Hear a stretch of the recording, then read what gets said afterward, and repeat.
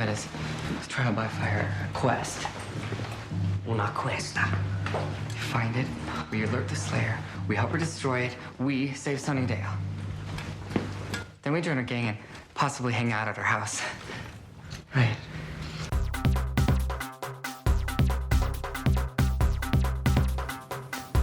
Hey everybody, welcome to episode 133 of Revisiting Sunnydale. I am Camila. I'm Marcella. Is there like that much of a lag on this? No, I was sorry. I was reading something about a special guest star we have in this episode, and it struck me that he was in a third thing that I didn't realize, and then I remembered who he was, and It stopped everything. Like, oh yeah. All right, let's we'll get to that. Yeah, we'll get to Holden. I guess I'm assuming that's what you're talking about. And before that, just the regular housekeeping, folks. Please follow us, like us, share, review, and rate, and all that good stuff. Facebook, we are Revisiting Sunnydale. Twitter, we are at Back to Sunnydale, and on Instagram at RVS_podcast. And you can find the podcast anywhere you get your podcasts. First and foremost, and I didn't check to see if this was true for the other side, but I saw that Angel is now on Disney Plus. Somebody said that, and I have yet to look because I own it. Right. So I have not looked, but that seems weird. So, I mean, I saw that. Okay. What's her name? Oh God, help me, Cordelia. What is it?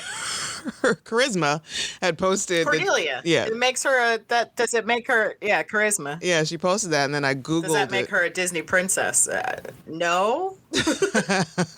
It's not on our version of Disney Plus, so I'm wondering if it's on that Star, which is like the UK European version of Disney Plus, which has a lot. It's like Disney Plus and Netflix sort of combined. It's that kind of platform. They have a ton of stuff that we don't have. Oh, okay. So, I feel a little jilted, but that's fine. But the other thing that I am super excited, well, I guess I'm not excited about that anymore. But the other thing that I'm excited about is Moon Knight coming to Disney Plus. Yes. Oscar Isaac. Mr. Oscar Isaacs. With a fake British accent. Is so precious. That accent was so wonky. I don't know where he got that, who told him that was okay. Thankfully, it's just one of his personalities, so... Oh, okay, so I'm okay with it. I don't know much about this Moon Knight character, so I don't know, so he's got multiple personalities? Is that what the gig is? Like, I watched the trailer, I was like, Oscar Isaac, hot, let's watch it. So... Yeah. So you know the part in the trailer where that woman calls him and she's like, Mark, where have you been? Mm-hmm. Whoever the Mark is, that's the base personality. Mm-hmm. And these other, so I guess he's just been living in London for 2 years as somebody else. And that's what makes this character so interesting is he's got a borderline personality disorder, like a DID. Yes. Dissociative identity disorder. Yeah. All right, I'm here for it, man. Let's just get it on already. Let's do it. Right. And that's March 30th, so it's it's only a little over a month and a half away. It just seems like forever in television days, but I'll get over it. It's going to take forever. So, it's not like you have to wait a whole year like we used to for Buffy. I know, right? And I guess they're going to be doing the whole thing like weekly episodes and not just throw them all up there. It's going to be like Loki and everybody else, which kind of pisses me off.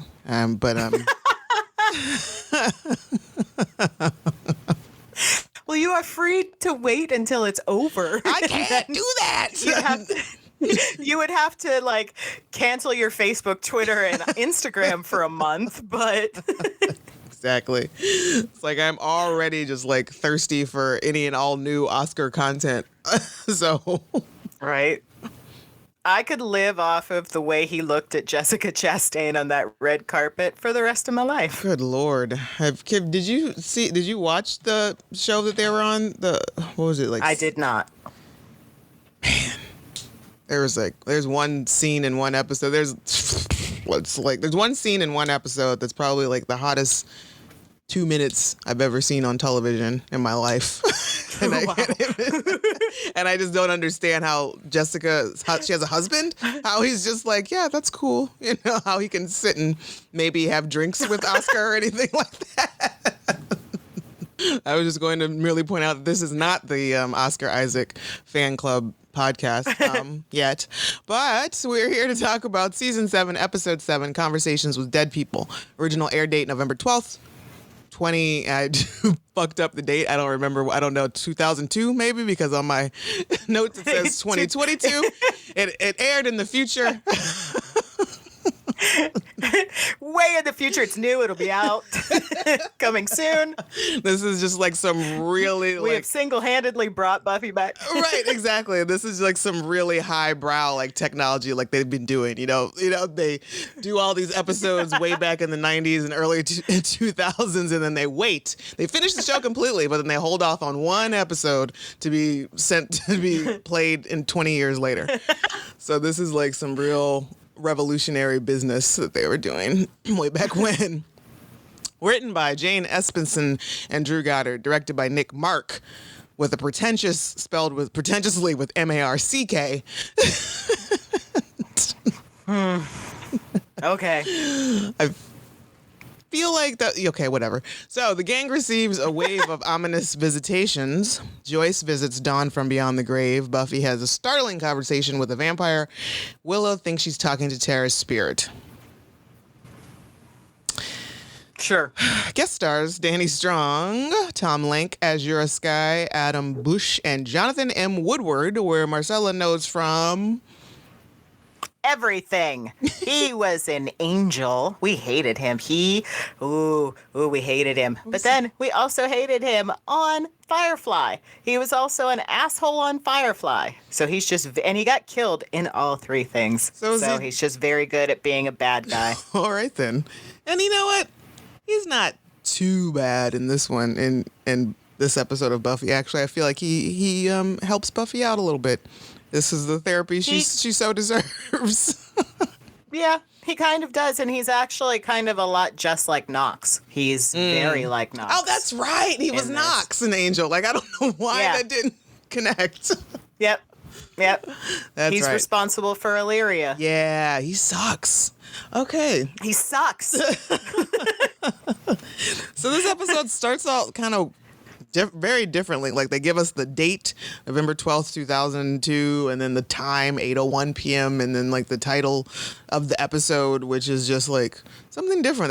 They've never done that before, and don't do it after either. I don't know what the significance. No, and I believe that is the same date that it aired. Yeah. And it happens in real time. So it takes it, like, the entire episode is 1 hour. Okay. Or whatever, 45, 54, whatever it ends up being with. Yeah. But it's structured, I think, in real time. Okay. So, they tried something. They tried to get a little fanciful. And so we just kind of start off before credits with just everybody being, like, really broody all over the place. Like, Spike is at a bar at the Bronze, I'm assuming. Well, there's no other bars other than Willie's and Sunnydale. The ever-changing club that changes age groups for the episode. Right. So Spike is there. He's drinking. Buffy's patrolling in the cemetery.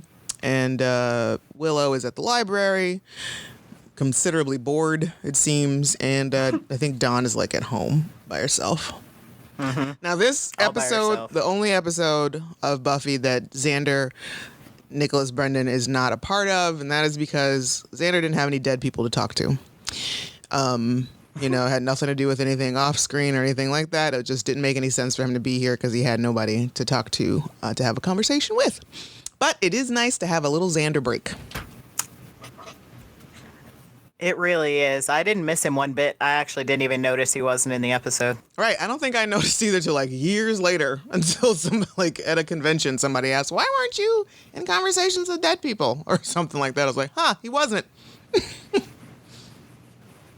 Who would he have talked to? I mean, the only person that is dead, Jesse, is that teacher he had a crush on. Jesse. Oh, he could have talked to Jesse. That would have been dope. Right? Like, Eric Balfour. Oh, that would have been great. He was like, I mean, yeah, it would have. I'm sure he wasn't doing anything, but yeah, like, I mean, he didn't have a long vampire life, but it would have made sense. I think it would have been really like, it would have been shaky, like really for Xander and it would have been probably meant a lot to him, and it probably would have meant more though had they talked more about Jesse after he had died.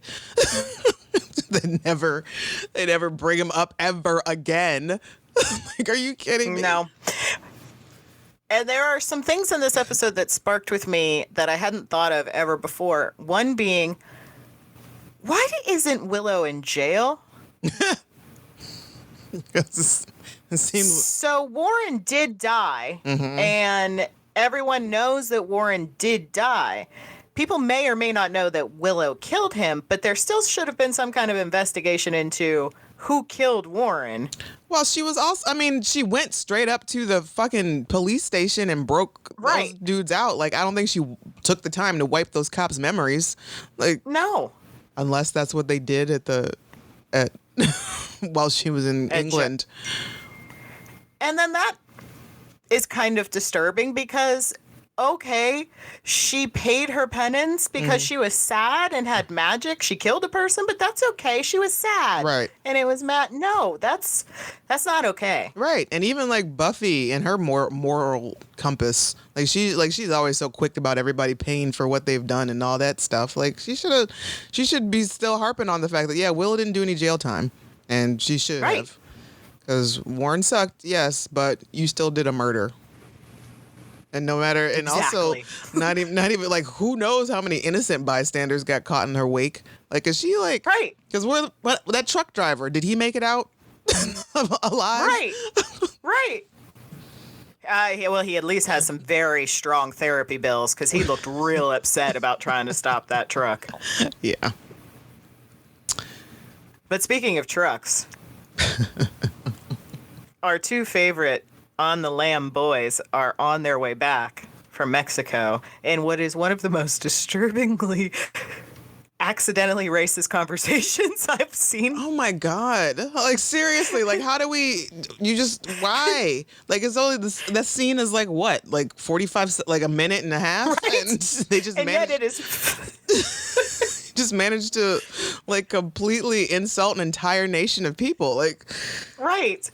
Like, they're going on. And it's really stupid. I don't understand why they have to say Mexicali. Like, it makes no sense. Like, nobody would say that. Nobody. Like, because he's just trying to be an asshole. That only body would say that is being an asshole. Andrew complains about his time in Mexico because he didn't speak the language, and it was really hard to learn Mexicoan, is what he calls it. And Mexicoan. And yeah.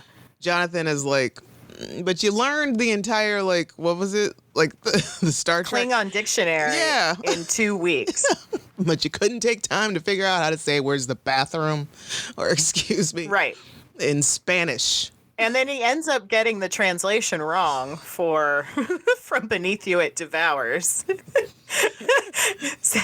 eats you starting with your bottom, which I guess is sort of correct.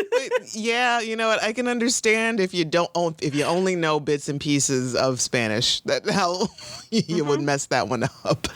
So, yes, they return with hopes of being viewed as outlaws with a heart of gold because they want to help, or at least Jonathan wants to help. Yeah, poor Jonathan. So, we got them. And then so Dawn is at home, like, doing some weird shit. Like, and I wonder, like, has she always been doing this stuff? Does she always do this when she's left home alone? Like, And she gives me another reason not to like her with her little anchovies song. No, they're not the best fishes. They never will be. No, and especially not, like, I wouldn't be mad. It's gross. I wouldn't be mad if a couple anchovies showed up on a slice of pizza that I was eating. But to order a whole pizza with anchovies, no. And to claim that they're the best fishes, no. No. Nope. So she's fucking around. I do like her marshmallow trick in the microwave. I have done that. So she's fucking around with electronics and marshmallows, blowing marshmallows up in the microwave. She's messing with Buffy's stuff, like shooting arrows in the house. And into the walls and doing damage. But by the end of this episode, and possibly. Do you remember a throwaway line we get at the end of this series about a certain Miss Kitty Fantastico? Oh yeah, maybe that's what happened to Miss Kitty. Is this when she was fucking around with these arrows? Probably. It was probably Dawn's fault. So now we know. We have solved the mystery death of Miss Kitty Fantastico. Oh, R.I.P. R.I.P. And then poor Willow is in the library being bored, and she's confronted by Cassie, who we saw 2 episodes ago. Yeah.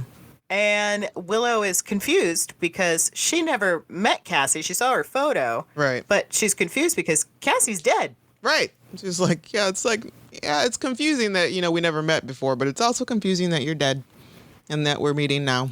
Mm-hmm. And so Cassie's like, yeah, whatevs, but here's the thing. I got messages from Tara.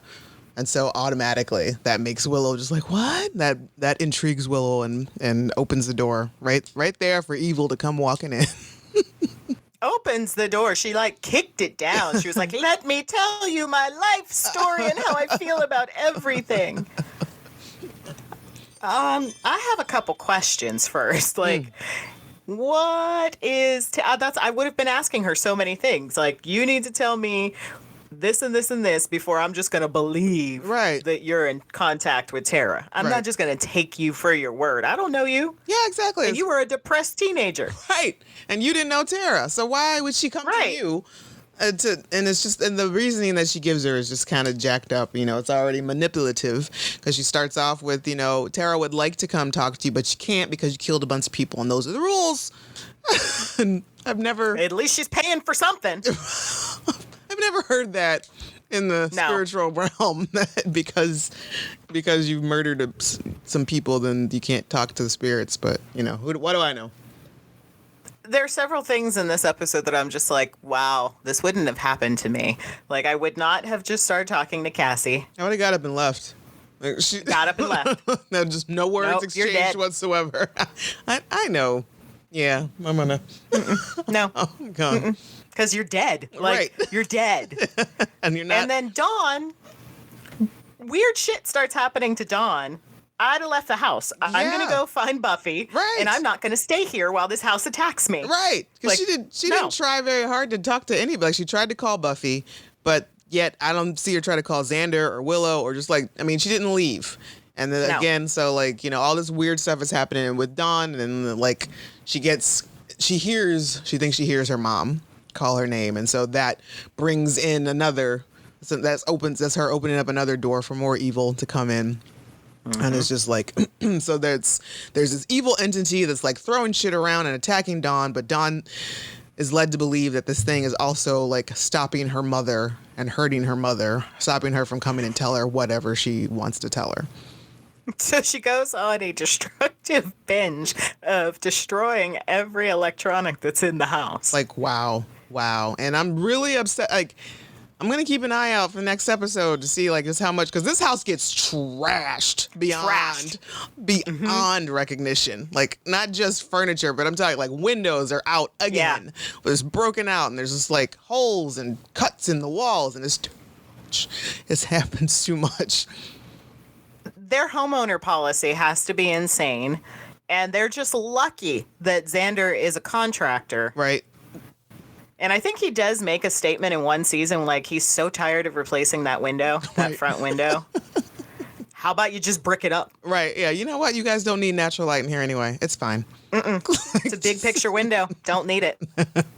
Too dangerous. Not with this lifestyle. It's not right. No.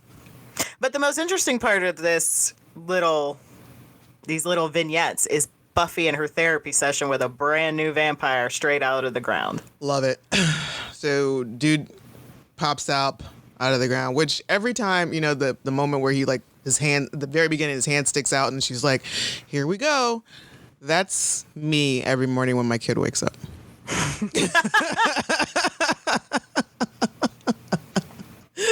And it doesn't stop until you put her to bed, right? Right, exactly. So So she's getting ready to fight dude, her normal thing of waiting around for new vamps to pop up and kill him. And then he's like, oh my God, Buffy, is that you? Turns out they went to school together in high school. Not that she remembered him. She's like, who, what, huh? Which, I get it. Like, I get it. I hate when that happens. He's like, but I did the thing with this. Okay. And I think at some point she's just like, yeah, you. Right. Hey. Right. Can we just move on to the next thing now? Like, right, because he wasn't going to give up. He wasn't going to be satisfied till she remembered him.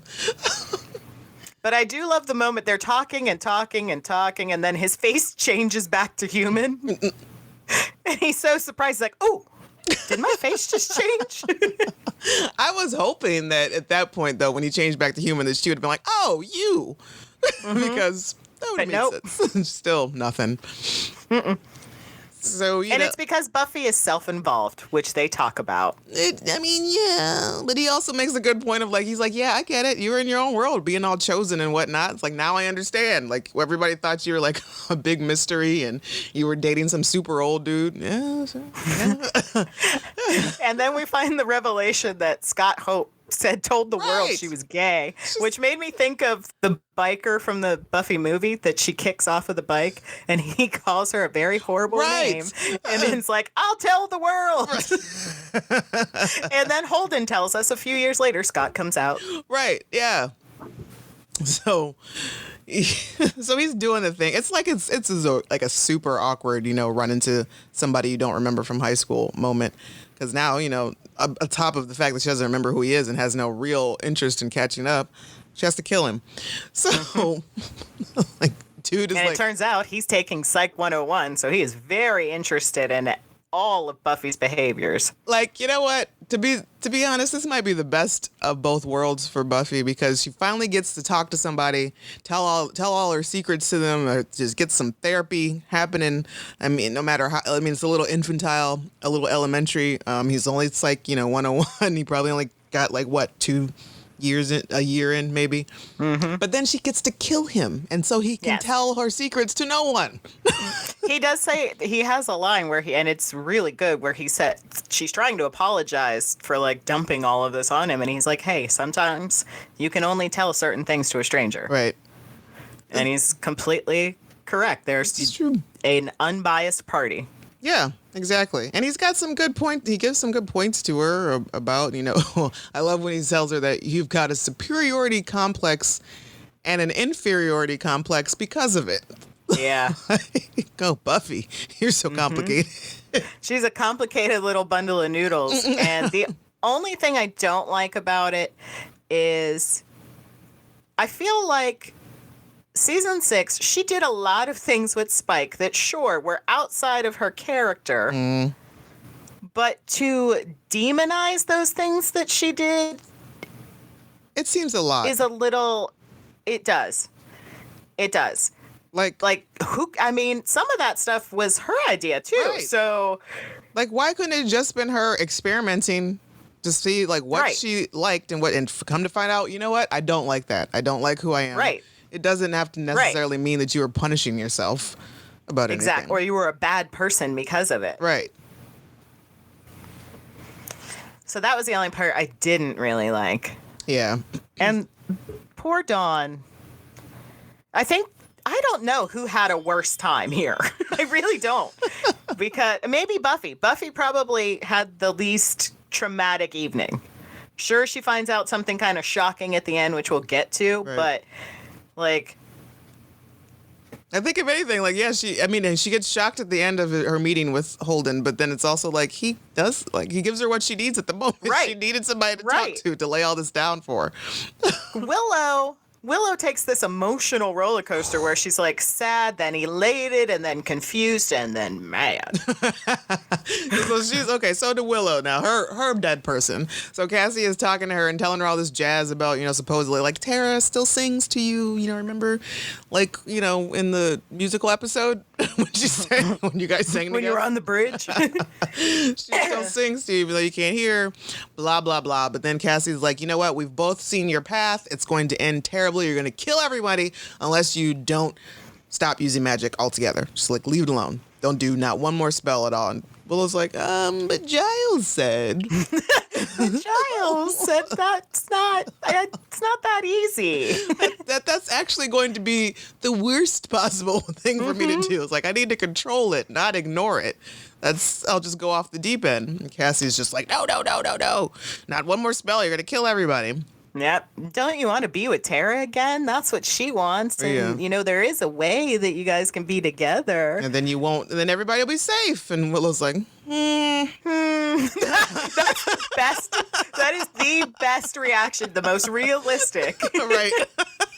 Wait a minute. I don't know about this. And what is that? What is that way? You can just kill yourself. And then she's like, now stop. Now I know. Tara didn't send you here. You are not talking to my sweet baby Tara. That's not. And then Cassie, who we found out is actually the first, right, starts making fun of Willow. Like, insult to injury. Like, ma'am. Oh, baby, you have such a big hole. I was very vulnerable. I trusted you. But good segue again, because speaking of misplaced trust, poor Jonathan has traveled back to Sunnydale, and he and Andrew have come to Sunnydale High to uncover some kind of proof that there are dirty dealings going on in the town, because they don't think anyone will believe them unless they have proof. Right. There's like a seal of Danzig or something. I don't remember. But turns out, poor Jonathan's being played. Ugh. Because Andrew's talking to a dead person, too. He's talking to Warren. Yep. Someone I did not miss. No, not at all. And he's like, the typical Warren stuff and whatnot. And this, and it's cute. It's before Warren is revealed, Andrew and Jonathan have this little moment of we'll get proof and then, we'll help save the town and everybody. And you think Buffy will let us hang out with the gang? It's like, oh, buddy. Baby. Poor baby. And then they're both like, you really think she'll let us hang out with them? It's like, oh. And then Andrew turns on him. Like a cheap fucking asshole. I don't know. I didn't have a good metaphor. And he pulls out a very big knife and he stabs poor Jonathan in his little belly. Well, it's what's fucked up. And this is like where the burn is. And it's like a serious burn on this one for me. And, what's his name? Warren is telling him. And I guess this is the only way. I don't know. Why he's doing this. That they can be gods. Yes, they can be gods. He convinces him they're going to be gods. And for whatever, Andrew also asks him, he's like, you think Willow could kill me too? It's like, bro, I need you to, I need you to go and have a talk with Holden also. Can you go get yourself a therapy session real quick? Yep. But Jonathan starts talking about how walking through the halls has made him all nostalgic for high school. He's like, I miss my friends, I miss my enemies, I miss the ups and the downs, and Andrew's like, what the fuck? What are you talking about? Like, high school sucked. And he's like, but after a while, that kind of stuff fades away and you just remember kind of the good things and whatever. And then he's like, I wonder what everybody's up to, like this person and that person, da-da-da. And Andrew's like, not one of those single people are sitting around wondering about you. Nobody cares about you. It's like, damn, dude. Were you just... It's hurtful. It is probably the most hurtful burn ever on the show because it's not even... It's just hurtful. For no good reason. And even after he says Jonathan's like, I still wonder about them. Mm-hmm. It's like, damn it. It's like, you know what, Andrew? People think about Jonathan. If at the very least, they think about the time when he almost killed them all. Exactly. Remember that guy that was up in the watchtower? Right. Whatever happened to him? Right, exactly. So. Turns out he's a heavy bleeder. How? The amount of CG blood that comes out of that poor man's belly. And he wasn't even, did the knife go all the way through? Because he's on his back, isn't he? He's not even on his stomach. He's on his back, and he got stabbed in the belly. So, yeah. So, poor Andrew. Dead zone. Poor R.I.P. Jonathan. Yeah, Jonathan. Damn it, I keep messing them up. They're interchangeable. They really are. But back to poor Donnie. Donnie decides she's going to do a kind of a vanquishing spell on this spirit. So she gathers up supplies and things, and she's shouting at it and telling it to, she's trying to banish it from the house, and she's calling on all these things. I don't know where she learned this spell. No idea. I don't know where I think she's just making shit up at this point. Because she's in a frantic mode. Like, I don't think this is the best space for you to be in to try to be doing magic. Right. And then it appears as if she has banished whatever it is. And a ghostly Joyce appears. A heavenly, ethereal presence. Everything gets glowy and pretty and pure. And to this day, I can't figure out if that was the first fucking with her. Or if that was Joyce. Or if that was Joyce giving her a warning, because later down the line, it turns out that it's Dawn that doesn't choose Buffy. Right. But it is still a valid warning. It is. So basically, Joyce just tells her, when it all comes down to it, like, things are about to get bad, and when it comes down to it, Buffy's not going to choose you. Like, you're on your own. It's like... Which I don't... And she kind of is. Which... I mean, I guess if the first is just, like, has no real agenda, it's just like, I'm just going to fuck with this kid. Like, I guess that was one way to do it, because, I mean, what could the first gain from Dawn having that information? Right. So that's what made me always wonder if that was Joyce or if that was... Because it could have been the first fucking with her up until then, but then did she succeed in doing this banishing spell and kicked it out? Right. And then Joyce was like, hey, and look. Joyce had, like, happened to see what, like, get some rumblings wherever she was about, like, something's happening with your kid. So maybe there's something... Right. There's a thing trying to fuck with her, so maybe you want to go check in on her?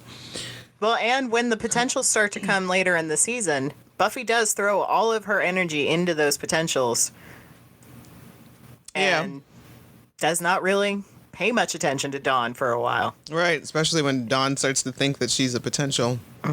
Or until... I really wish she had been that, because she has Slayer blood. It only makes sense. Right? You made a big deal of telling us that she was made out of Buffy's blood. Right.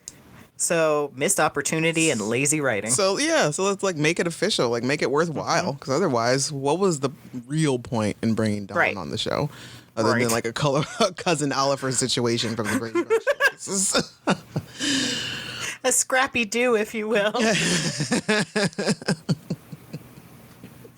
But poor Buffy is back in getting therapy from Holden, and they come to some very... good conclusions for Buffy. She's got some takeaways, That's maybe some action items. Yeah, she's got some TED Talks to watch, but she's on, And he asks her about her last relationship and if it was, with a vampire. Right. Because I don't forget what she says, something that makes him trigger that. He's just like, what? He's like, all right. I'm a guess. And so she ends up telling him, yes, it was. And she somehow mentions Spike's name. Yeah, something about, I think he says something to her. She's like, that's what Spike told me or something like that. And then he's like, whoa, Spike? How do you, I know a Spike. She's like, what do you mean? How do you know a Spike? Right. He's the guy that did the thing. The stuff with the what do you call it? Vampiring or something? And she was like, siring. It's called siring. And then when he says Spike, she's like, sire? Sire? And then they do something that pissed me off so bad, because they actually did. So he took 2 years of Taekwondo. So he was actually the toughest competition she's faced in a while. Right. And they were having some pretty decent fights. Yeah. And he said, I had a move coming up to block that stake, by the way. But when he talks about Spike, they cut away to something else. And I think it's just Spike. And then when they come back, it's just dust. Yeah, like they cut away to Spike. Okay, so Spike, while all this is going on, everybody's having their conversation, Spike is at the bar. He picks up some blonde girl who, I'm going to call her Josie. Josie and the Pussycats. I like it. Because she's got, like, I think she has a leopard print collar. She does. On her jean jacket. And she does. He ends up leaving with her, and we never get any dialogue from Spike's scenes. And then, after dude tells Buffy Spike sired her, she's like, huh? And then they cut to Spike biting Josie in the alleyway or something. And we're all he walked her home, and she invited him in. But he didn't want to go in. Yeah, so he did his dirt on the porch. on the front steps. Like, people can see. Anybody could have walked by, sir. Which we all know this is a really messed up situation because technically he still has the chip at this point and should not be able to eat anyone. Right. Not to mention his soul also. That as well. And we know he's been in the crazy pants basement being fucked with by the First for a long time. Right. So, and there has to be some kind of play there. And then basically on the dusting of Holden, the episode and the eating of that girl, the episode basically just ends. Well, yeah. And also we've got, like, there's, like, the whole spooky CGI with Cassie turning back and, like, eating herself or whatever. Like, she, like, turns inside out. She gets this really... I didn't like that. I hate that. That's, like, the visuals of it. She gets this really wicked smile and then just, like, basically, like, somebody just pulled her outsides out and turned her inside out, and then she, poof, disappears. That was almost as horrifying as whatever that zombie Joyce on the couch with the demon. Yeah. In her dead outfit. Her dead out, like, that's fucked up. Yeah. Like, I don't know how Dawn could come back from that. Because I barely could come back from that. I'm telling you, everybody needed a session with Holden.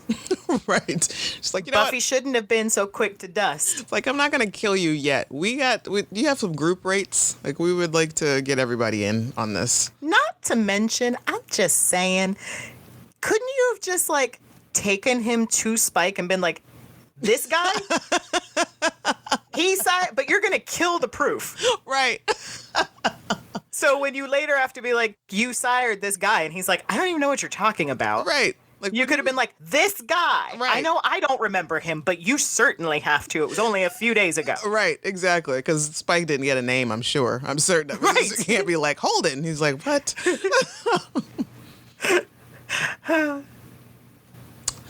So that was like, it leaves you, this episode leaves you on a what the fuck? Because of the whole Spike situation. And that I appreciate. It almost feels like a two-parter because the very next episode picks up right away with the aftermath of what happened. Which should be, what, Dawn? What the fuck? Like, is it just me? Or, like, the entity that was fucking with Dawn didn't really do... It, like, put some wind in the house, and she had to shut the door, but all of the damage...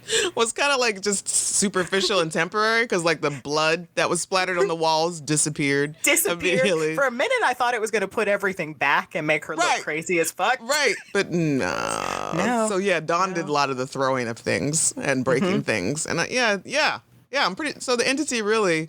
It was all Dawn. It may have blown out the window. It did it? Or did Dawn hit the window? Or did Dawn do it? Yes, most of that damage. So basically, this is an hour long of people getting fucked with. Right. And there's no... Other than that, it doesn't really...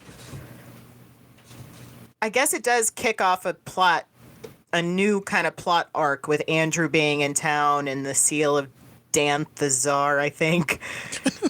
And like, what's going to come out of this seal? And seriously, this high school is in Sunnydale. Are there no guards ever? Why is it so easy to break into the school? It doesn't make any sense to me. Like, I don't get it. This is like 2002 at this point. Like the school, especially after like the history of the school, there should be an alarm system. Yes. If not a guard, there should be an alarm system. Mm-hmm. I don't get it. And it's a brand new school that they just built. Don't you think they'd have some kind of high-tech alarm system? Nobody cares enough in this town. Everyone's just like, we are treading water here. There is an interesting little trivia note that I didn't realize. Speaking of treading water, at one point we get to see that population of Sunnydale sign. Oh, do we? In the episode. And it says that the population is 32,900. When Spike came to town in School Hard, the population was 38,500. Oh, shit. That is only a few years. Yeah. This is like 4 years later. Like, this Right. should be... You should not have lost thousands of people. Right. And not to mention so many that you guys had to get a new sign made. Like, Right. It was like that significant. Does it just have like those numbers that you can change? Right. Yeah, exactly. That's Someone what's just comes and pulls a number off. You're like, well, okay. In the high school, we lost about 500 between parents and siblings. It's like a Wendy's marquee. At this point, it's like got the changing letters. It's digital at this point. Right. You just have to update it from your phone. 1,000 lives lost. That's Keep going. insanity. That's the Sunnydale logo. Right. Keep driving. No, not here. This isn't where you want to stop. Let's just unpack this for a second. So thousands of people we've discovered from this trivia have died in this town. Mm-hmm. And no one's asking questions outside of Sunnydale. Like, no one's... Like, when they do the census each year, they're not like...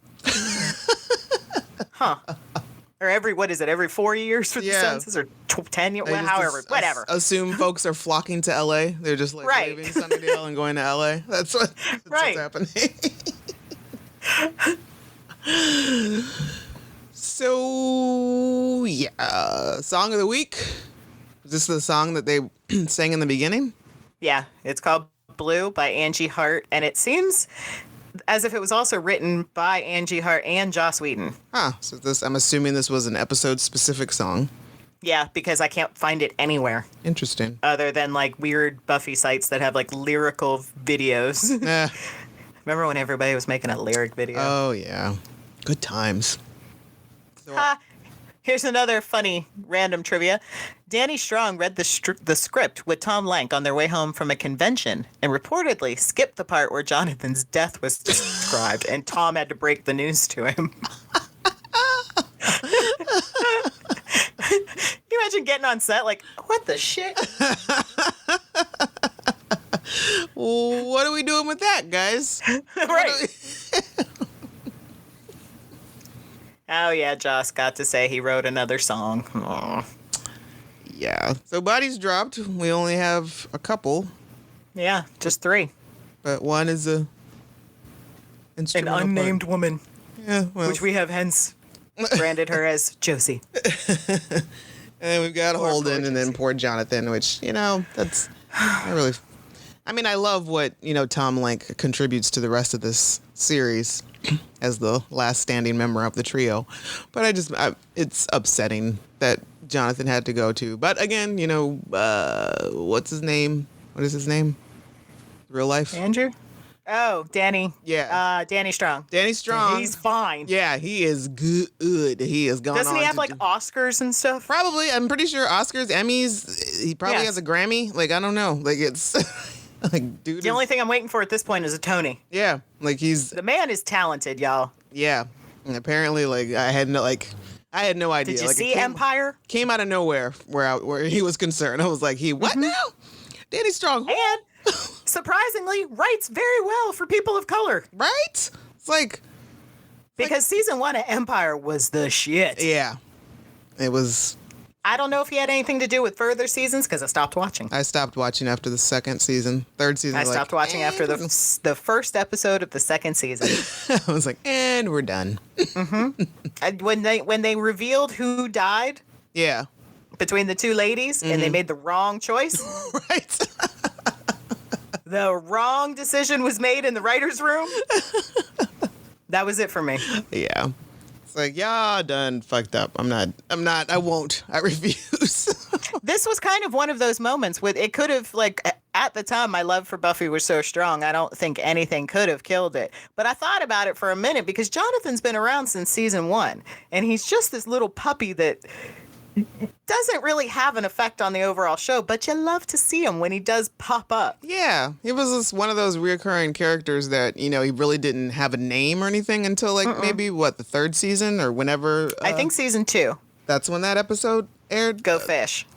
Oh, okay. So... when they were bullying him on the swim team. Okay.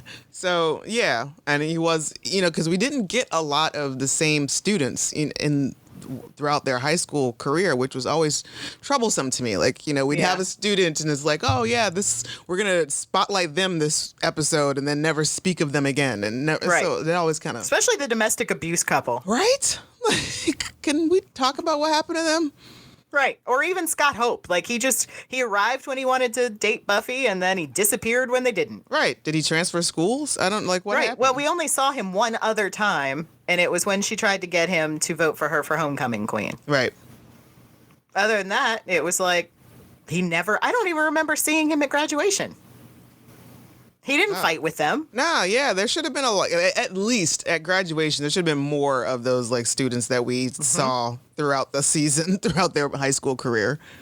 But Jonathan got a dope moment at that when he got to shield Cordelia from the explosion. Yeah. So R.I.P. Jonathan. This is not the last we will see of you. You do have some very awkward interactions to come. But it's not really you. Yes, for the most part, you will be missed. This episode kind of does pass the Bechdel test. I want to say, like, Cassie and Willow's conversation. Yeah, I think and even Dawn's to an extent, because she's not talking about a man. She's mostly concerned about her mom. Right. And when she's talking to Janice, to her mom, she's talking about Buffy.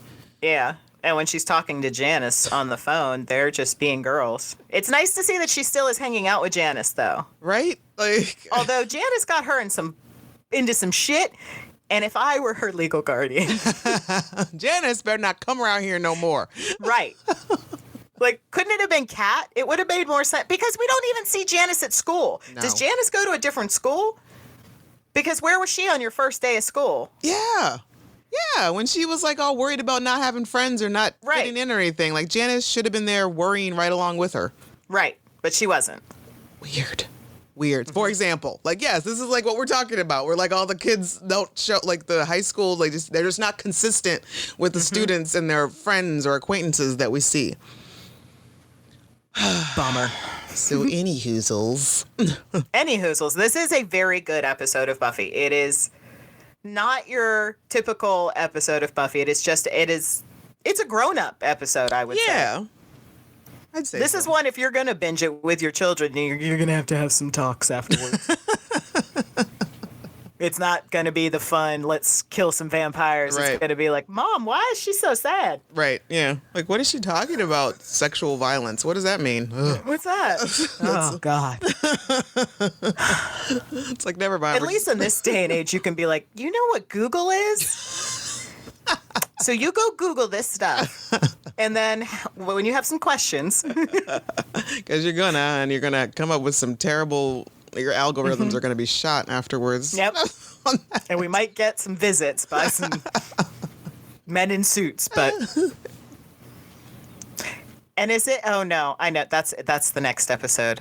You know how sometimes whatever platform you're watching it on, you, like, look at your phone for a minute and you don't realize the next episode has started? Yes.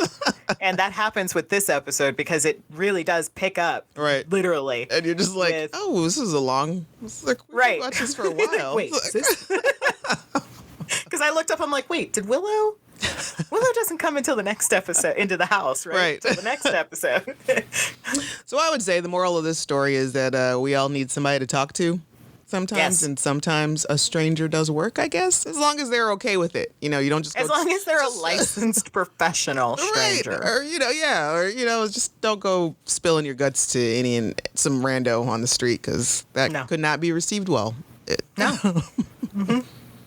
And I would say also at the same time, like, yes, everyone needs someone to talk to, but more importantly, everyone needs someone that will listen. Yeah. Yeah, exactly. So be somebody that will listen. Yeah, because Holden was, even though when he's like, I'm I'm here to kill you, Buffy, not to judge you. That's good stuff right there, buddy. It's good stuff right there. And it's true. We all need someone that will listen, not just agree with us. Right. Exactly. And he did a good job. It's a shame that he was, planning on being diabolical. I love like all of his plans that he had. Like, you've been a vampire for like 20 minutes, bro. And you've already got all these plans of destruction. It's like, he's like, well, I am diabolical, or I plan to be. He's like, I can't go vampifying all of my, so I guess I'll be looking up all of my friends. Right. So he was going to make himself a gang. Right. He was on it. He was ready to go. He has bought this. Is there anybody, like, I'd be interested to know if there were anybody that was turned into a vampire that was just like, I didn't want this. Right? That they're just right away like, ugh. Or has there been like the stupid vampire that like climbed out of the grave and tripped and fell on a tree branch? Or they climb out in the day. Yes. Ow. One thing that I just remembered that I was going to ask you your opinion on is the first when, as Cassie, when talking to Willow, makes a comment that we talked about, do you remember that time when you sang on the bridge? Mm. How did she know that? How did the first know that? Like, is the first a mind reader? Is that because, I mean... That's what I'm wondering. Or is it a creepy stalker who's just been sitting in the shadows, like, watching everyone? Well... Like, what information does it have access to? Could it access her memories while it was in front of her? Or, like, I don't get how it works. And maybe that's it, because, all of the... What is it, like... I don't know, because, I mean... Because, I don't know, like... what's his name? Spike wasn't around when the Master was there. Does Spike even ever know the Master? Because I'm pretty sure like Darla and Angel cut ties with him by the time they got to Spike. Right. And by the time that Darla left Spike and Drusilla and went back to the Master, they had separated. Maybe it's just the first is just always lurking in Sunnydale in the Hellmouth and just a creepy stalker dude, because all this stuff. Because Spike had never met the mayor either. He didn't? Because I remember the mayor saying something about Spike up to his old tricks again or something. Because they knew what was going on when he was in town, but he never met them. Gotcha. So I don't think he ever met him. So it's it kind must of just be anyone? Yeah, so Spike wouldn't have any memories of the mayor or the Master to access. So maybe and why wasn't he like, well, who's right? Who that? Who is this like, guy? You're trying to scare me, but who's this guy? Why is he important? Like, the Master's straight terrifying. Right. And if I want to suspend my disbelief, even though they can't, I guess they can be on video and people can make pictures of them. Maybe at some point he saw a photo of the Master because he was kind of big. He was a big deal. He was a big deal. Very old. So maybe in like Vampire Times he had an article or two. So okay, maybe Spike knew him. He had a poster on his wall. Right. And maybe he saw posters of the mayor around Sunnydale. Maybe. But he still didn't know the connection, I guess, of the mayor. So yeah, I'm going to go with that. It's just a creepy, just like always there, lurking in the shadows and knowing what's going on. But also like just knows all, sees all, and remembers all. Like, how do you pull that memory? Like, that was that wasn't significant back when it happened. Them singing on a bridge. Like, why would you take note of that to use? Right. That's not like the most memorable thing they've ever done together. Right. She sang one time. You made it seem like she still sings. Right. Like, that's what they were doing. Like, that was one time, literally, like, that happened. Right. And the town was under a spell. So, I mean, it wasn't like it was a normal thing. Like, oh, she always, like, put notes in my lunchbox. Like, that's not what it was. And is that the only dead person that they could have used for Willow to talk to is Cassie? Like, no. Like, it could have been somebody that she would have actually trusted more. Like, it still doesn't make sense to me, like, why she would just, like, immediately trust Cassie like some high school student. Right, that she never met. Right. It would have made sense to bring, like, that would have been great. Miss Calendar. Oh, wait. I think I know. What's her name said she didn't want to come back. That's why she didn't come back. Yeah. That would have been cool, Miss Calendar. But I was more thinking that Rodney Munson kid played by my boyfriend. What's his? Yeah. Why can't I remember his name ever? Clance. Yeah, Clayton. Clay. Because it's fucked up. That's why. It's not a real name. The boy's got a fucked up name. Y'all know who we're talking about. Chance Clayton.